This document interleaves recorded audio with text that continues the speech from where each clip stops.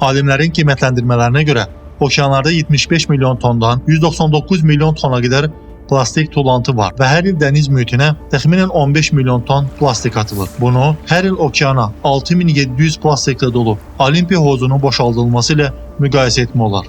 Siz ümumiyyətlə plastik okeana düşdükdən sonra onunla nə baş verdiyini bilirsiniz? Günəş işığının, duzlu suyun, dalğaların və küləyin təsiri altında iri plastik tullantılar daha kiçik hissəciklərə parçalanır. Plastik bir neçə millimetr ölçüsünə qədər parçalanarsa, biz bunu mikroplastik adlandırırıq. Bu hissəciklər adi gözlə görünə bilər. Gəlin plastiki daha xırda hissələrə parçalanmağa baxaq. Onunla nə baş verəcək? Plastik hissəciklərinin ölçüsü nanometr diapazonuna, yəni 1 mikrometrdən kiçik hissəciklərə parçalananda onlar nanoplastik adlanır. Ancaq bu hissəcikləri artıq yalnız mikroskop altında görmək mümkündür. Amma ən vacib məqam budur ki, plastik heç vaxt tamamilə parçalanmır. O, orqanik maddələr kimi bioloji parçalanmaya məruz qalmır. Başa düşürsünüz? O heç vaxt tamamilə yox olmayacaq. Heç vaxt.